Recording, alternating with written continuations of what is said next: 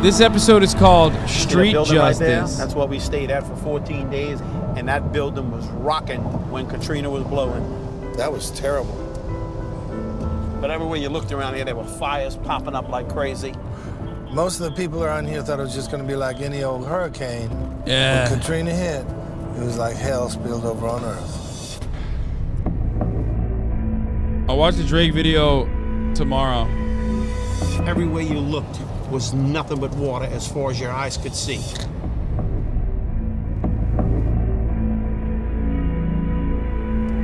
There are no words that could describe the fear that I felt for my brothers. When they're in trouble, Chris Kyle was right on top of that Superdome, directly aiming his sniper rifle trained on all the looters. supposed to be there for them.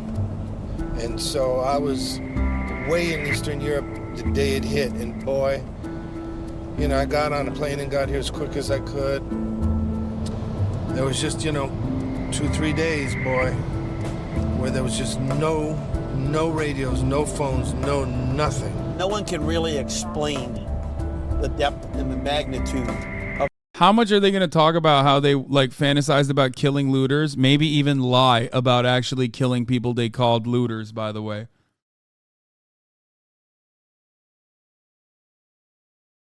The devastation, unless you were here living it. Yep.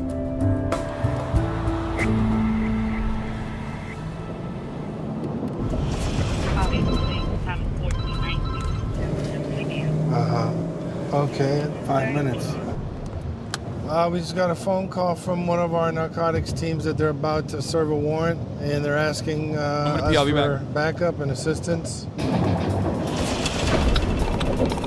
So we're gonna go meet up with them at a specified location. They're gonna brief us on what they have, and then from there we'll go and hit the house.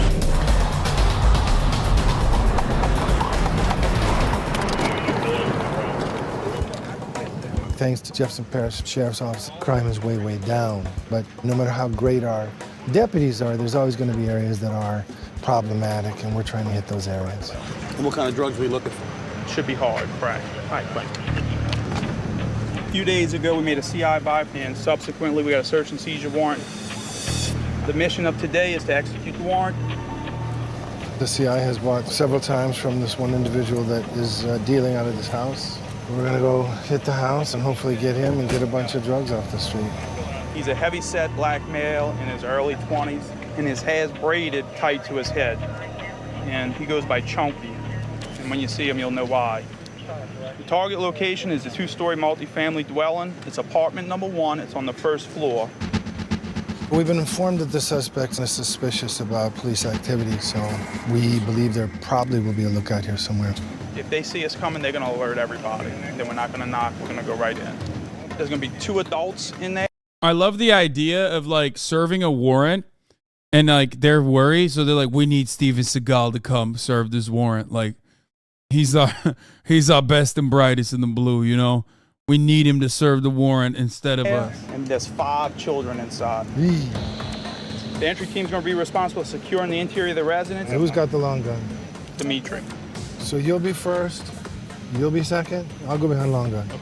Just anybody hanging outside, Take him down. let's make sure they get taken down. All right. So when we hit the house, there's gonna be 5 guys in the stack. There'll be Ram, long gun, and me. I'll be third man in. Intel is telling us that there may be weapons in the house, and we know that there's children there, so we're really hoping to be able to get in there and get everybody safe without any incident.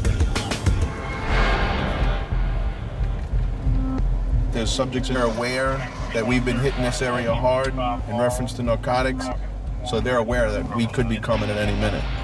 Everybody's real nervous.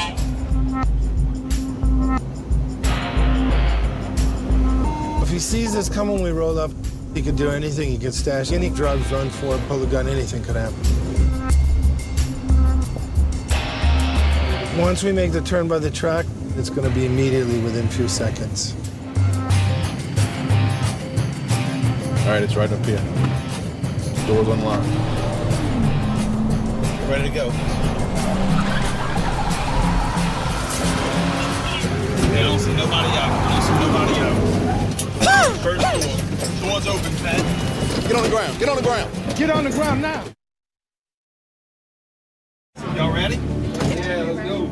The CI has bought several times from this one individual that is dealing out of this house. We know that there's children there, so we're really hoping to be able to get in there and get everybody safe without any incident. All right, it's right up here. Doors open,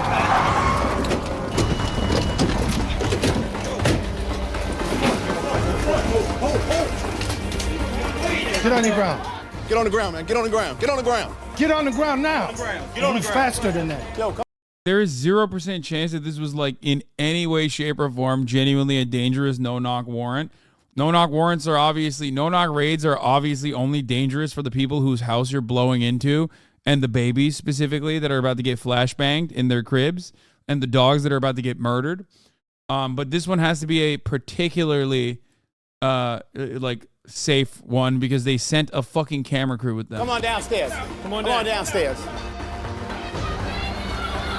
Face down, face down, face down, face down. Calm down, calm down. Calm down, everybody. Don't move, Chunky. Let's get the others out of here.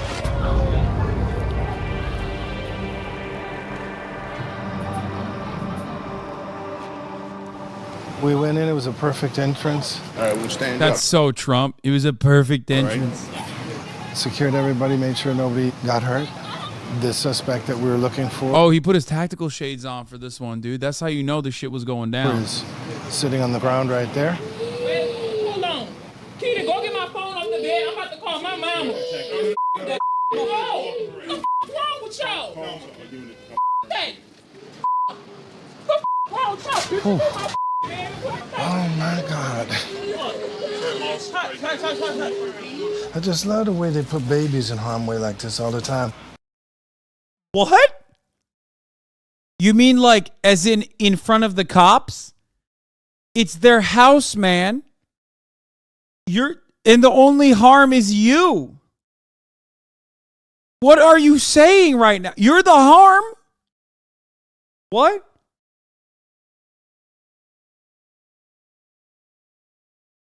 It's like playground bully shit. Like, why are you making me hit you? Why are you hurting yourself type shit?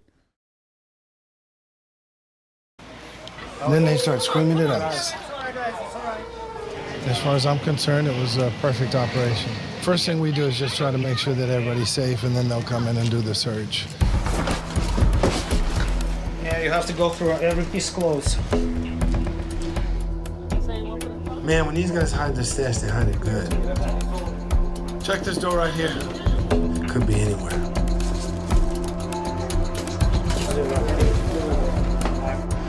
Is this your man? Do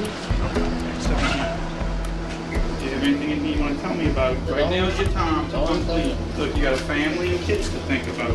Make the decisions smart. Don't make them hard. So you love your family, man. You're going to have to tell us straight up now. Yeah, we're about to kill him. If you don't tell us now, we're about to kill him. Where mama at? You heard me? Real strong smell of weed in here, man. Bro, if this is for weed again, I'm going to lose my fucking mind, dude. I thought this was a crack house. I thought this is where they, like, sold crack. That's how they sold it. That's how they sold the operation. Not fucking weed.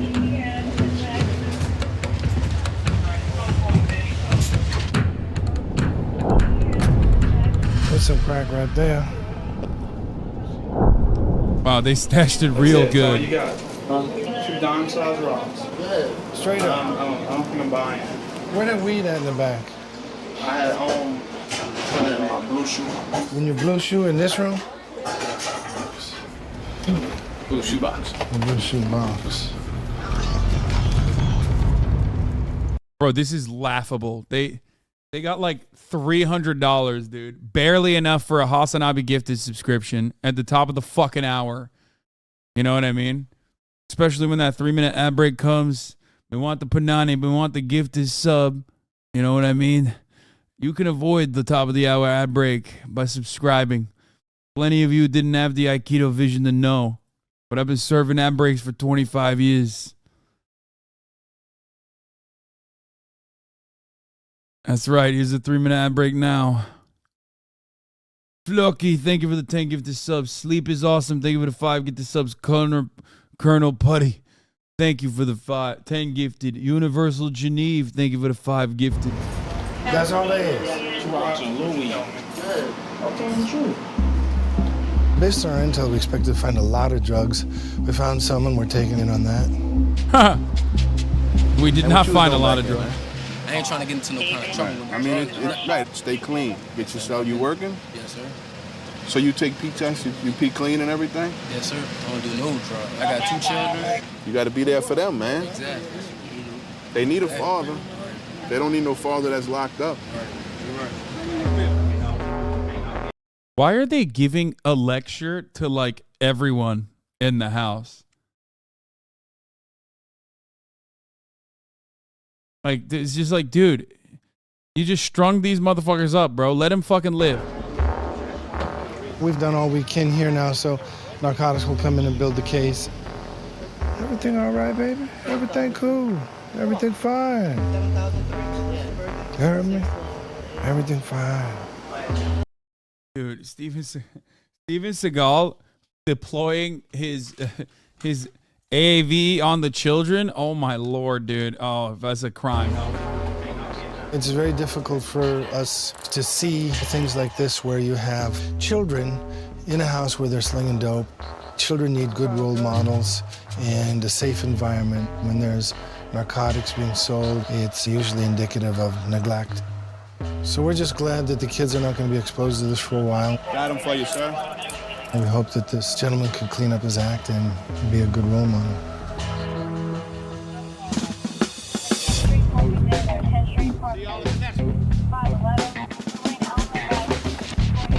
Let's roll. I feel bad that this had to happen around these kids. They got such little drugs that they gave him a suspended 5-year sentence, dude.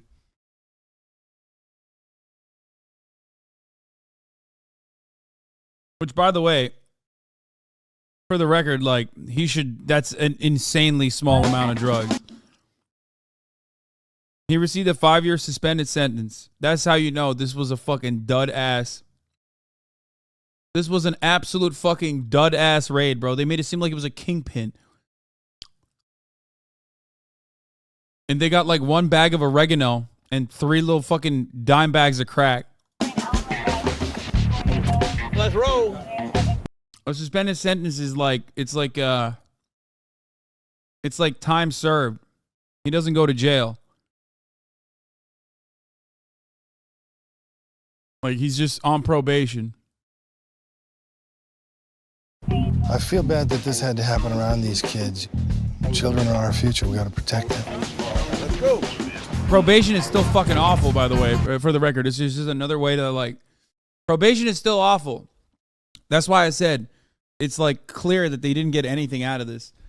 But probation is awful because, like, any little thing that he does now, which, by the way, little things like being black in the vicinity of a police officer, being suspicious while walking down the street, things like that, will literally cause him to go to jail. Like, they will literally, the moment that there's a cop in your vicinity, and cops are always in his vicinity because they patrol the streets looking for any and every opportunity to fucking, you know, throw people in jail, as you saw.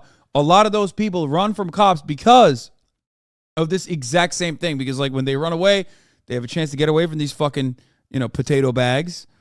And if they don't get away from these potato bags, they could get beaten down and then also sent to prison for no fucking reason. Whether they have anything illegal on them or not. That's why I'm saying this is like a documentary on police brutality. And not in the ways that you see it. This is the reason why I love this show, no matter how fucking gruesome it is because it perfectly showcases how police are an occupying force in these neighborhoods. And it's all the minor shit that they do that you don't hear about in the news that then play a role in the idea that, like, black people are aggressive and criminals. Look at their criminal records and whatnot, the 1350 dynamic. This explains it perfectly. Because remember, 50% of the arrests, right? 13% of the population, 50% of the arrests. Well, you see how fucking dumb 90% of these fucking arrests are.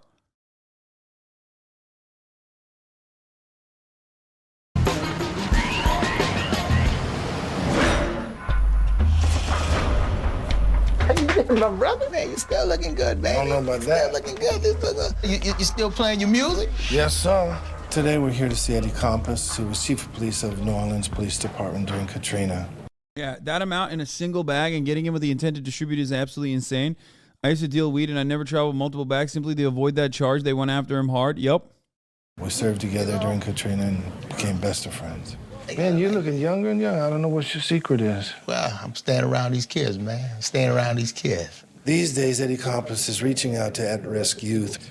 Yeah, boy, this guy here, if it wasn't for him, man, we wouldn't have made it through the storm. You know, you came in and you worked with my guys. I mean, you were in the field. You were on the front line. And you handled your business. You know, like my tactical guys, man, they had nothing but praise for what you did. Thank you. You know, we did it together. Oh, yeah. We couldn't have done it without each other. What we're going to do today, we're going to go in the night ward where the hurricane really hit, where we was at, on the front line. Yeah.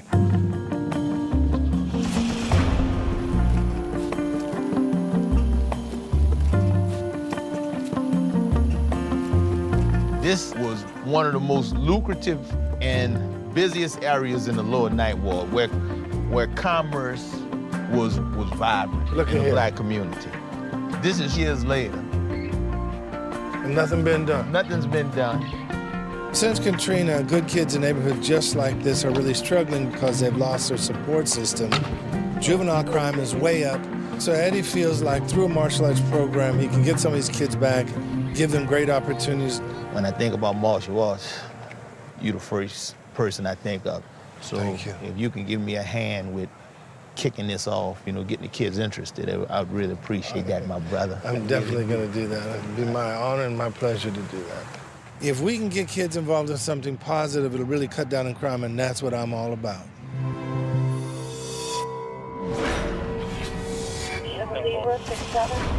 That's where I saw Jean-Claude Van Damme fall off a motorbike here, going about 6 miles an hour. Must have had 40 aides helping him. Is that true he got in a fight with you? No. It'd be like me squashing an ant. I don't remember where. I don't know if it was What? in the bar, but What? What? He did not just say he could beat Jean-Claude Van Damme's ass like that, dude. Yo!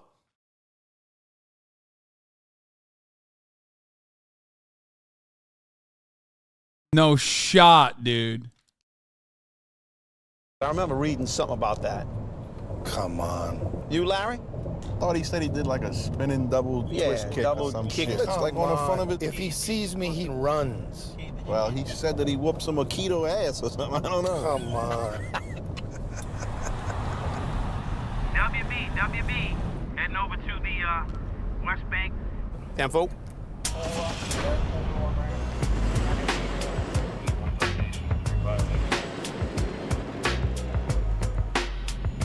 So this area in here has become a real bad area. A lot of the homes along here after Katrina have become abandoned and turned into crack houses. Very highly traveled drug area back here. Keep your wits. Roger. Why are they saying that on the radio? It's the drug slingers. They all try to work in the shadows.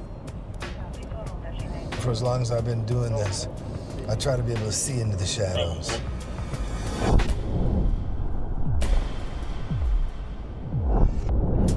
Just the way somebody looks up, the way he turns, anything can give us a clue on what.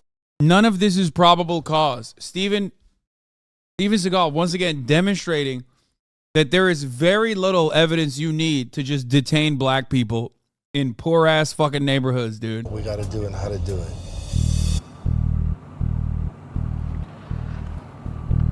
Absolute psychopathic behavior. Yeah, I hit the place I wanted to hit on this side. They gave me some information about those hotels off of Jefferson Highway. Let's hit him first, baby. That's an order. Hit him first. That's an Okay, we're dude. en route to a hotel and we had a CI inform. Cops are so bitch made that they let this fucking sack of shit order them around, dude. It's so funny. That they might be dealing drugs somewhere in one of the rooms over there. Well, after Katrina, some of these motels became havens for the worst of the worst. We're not really sure what the motive of our informant is.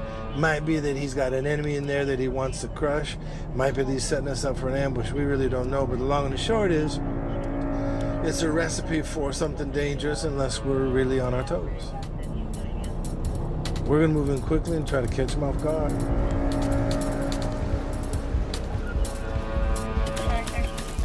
They're upstairs. Come here, man. Come here. Yo, stop. Get back here. Where you going, man? Come back here. Open the door. Let me see your hands. Put your hands up high. We're en route to a hotel. We had a CI inform us that they might be dealing drugs in one of the rooms over there. We're not really sure what the motive of our informant is. Might be that he's setting us up for an ambush. We really don't know. Come here, man. Where you going, man? Come back here. Open the door. Let me see your hands. Put your hands up high. Everybody, out. Out the room. Don't put your hands in your pocket. What is going on? Run around down. This is the room they supposedly slinging drugs, and when they opened the door, we saw crack pipes in plain view. Out the room. Find anything? Just pipes. Just pipes, huh? That's all drug paraphernalia here. It was obvious that something was going on, and you don't just open up a door, and when you see the police, you run in and lock the door. Cuz, where you going? Come on up over here. Put your hands up in there. Damn, bro, they can't even do crack in the comfort of their own fucking hotel room, bro. What does the world come to, huh? I'm with my lady right here. It was like, you know, chilling wise, you know. Y'all ain't got no crack up in there? Oh my God, y'all ain't got no crack up in there. It look like there's some crack up in there. Look, you see that? You know what that is? You know what that is? You know what that is? That's right. Just so you know, we didn't fall off a turnip truck last night. You understand? Indeed. All right, that's all. Put your hands back on top of your head, intertwine your fingers. Now walk back outside. Walk Know what I'm saying?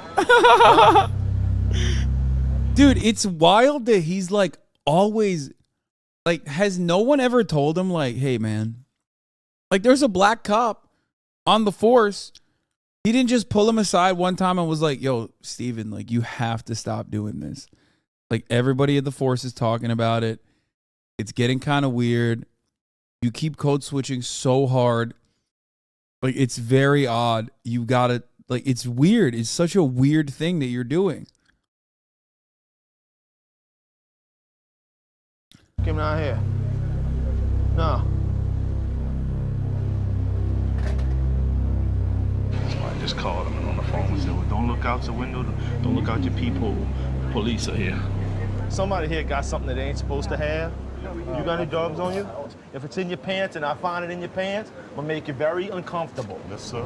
They got their own church and everything.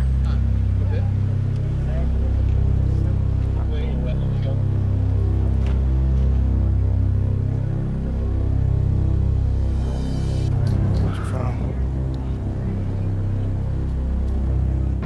Well, that's a lot of crack right there. 1, 2, 3, 4, 5, 6, 7, 8, 9. 9 rocks. 9 rocks. That's what I'm talking about, baby. Easy planted, baby. We're testing this crack. You mix these two together, and if it turns blue, it's positive for cocaine. We're pregnant. What do we got here, Haas? That's the guy that opened the door. We believe it's his room. We're gonna charge him with possession with crack cocaine. Record check came back on this gentleman. He's got battery and resisting arrest warrants. Male and a female came back clear. They'll be free to leave. 1.2 grams. It's about $100. I'm gonna really fight this one. You fighting us all the time. You fighting the police. Now how that's cold? We got 13 like and a half right here. It stands for 12 juries, 1 judge, and a half a chance I might get out. Don't say more. He kind of thought it was funny tonight. Yes, sir, he did. You stop fighting us, bro, you won't be going to jail. Ain't that Go right? to the left. Watch your head. Well, it seems like our informant led us to something good. Got a lot of crack off the street. You cannot, in all seriousness, look at that and go, we got a lot of crack off the streets, bro. He just said, we got a lot of crack off the streets, man. Oh, my God. None of these motherfuckers need to go to jail, dude. They need to go to rehab. This is insanity. It is crazy. The world's a better place for a minute.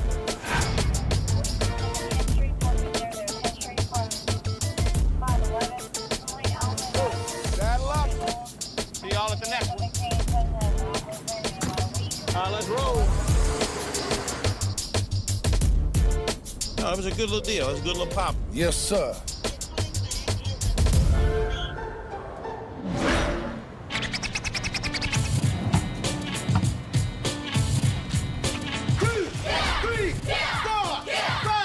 How you doing, sir? Good, buddy. It's a pleasure meeting you, man.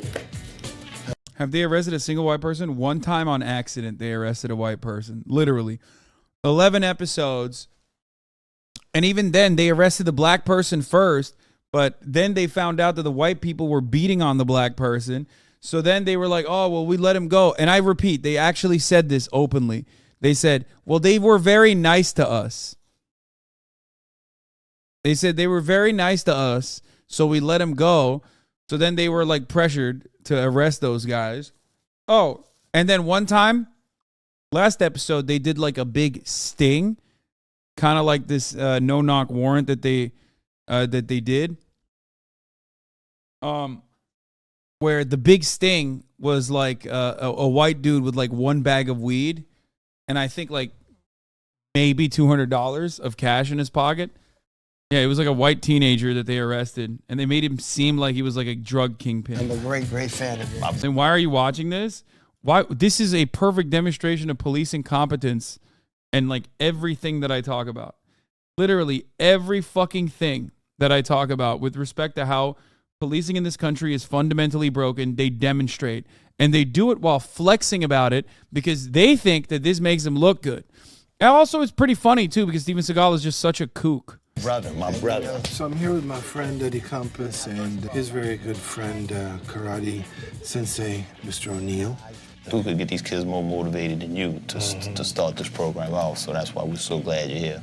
They are creating programs for the children to bring them away from the temptation of getting involved in street crimes and gang activity and narcotics. After Katrina hit, it destroyed all of my schools, 13 of them, and, you know, I was committed to coming back to the city to rekindle that because in my mind, this is a time that is needed more than anything else. That's right. Everybody, let's welcome Grandmaster Steven Seagal to our dojo. Give him a big hand. First we learn in karate. Couple number 1, speed, power, and focus. 1, 2, 3, 4 steps. Pause up. Back over your head. Okay? See where it is? You don't want to be there. I want you to get a little bit of angle so it'll slide off and a little bit higher and a little bit out. So it's more like this. Everybody have a seat. So I'm here today to let you know how proud I am of Master O'Neill and Eddie Compass for bringing you this opportunity that have been given to us by the masters. These arts have been around for almost 1,000 years. I promise you, it will turn you into a I've been a grandmaster for thousands of years. Better person. Yes, ma'am. Were you shy when you first did your lessons? I was. And believe it or not, I'm still shy. Compass Sensei can say this, I can be very quiet. I'll just go somewhere and I'll sit off in a corner and people will call me arrogant. I'm not arrogant, I'm just shy like you. And I think the martial arts help give me a lot of confidence, a lot of self-esteem, and help teach me respect for myself. You try to conquer yourself. You try to master yourself. Thank y'all for having me today. Big hand, everybody. So you hear about everybody doing all this work to rebuild the infrastructure of New Orleans, but to me, what's even more important is the work to help the children. Most of these children have not had anybody who's reaching out to them and saying, I have something that I can give you. Okay, first of all, this is not like an at-risk children program, okay? They literally are shooting it and pretending like it is. I cannot believe that they just went to a karate class and then made it seem like this is an outreach for at-risk children program. That's insane to me, okay? That's a paid karate class that those kids are at. They all have their gear. They all have this shit. And he's literally fucking sitting there. He's sitting, there's a lot of black kids there. So he's like, oh man, you know, these are at-risk children. They're, You know, they have no parents to supervise them. It's like, what the fuck? Why did you say that? What, just like you go to a neighborhood, you go to a black neighborhood and a karate class in a black neighborhood and you're like, yeah, they got no parents. You know, they fatherless. These kids. What the fuck? Help you with. And I'm not going to disappear. I'm going to be there for you. I'm always going to be there for you. Yeah. By that I mean once you're 17, 16, I'm arresting your ass for walking down the street looking funny, looking different, having your hands in your pockets, things of that nature.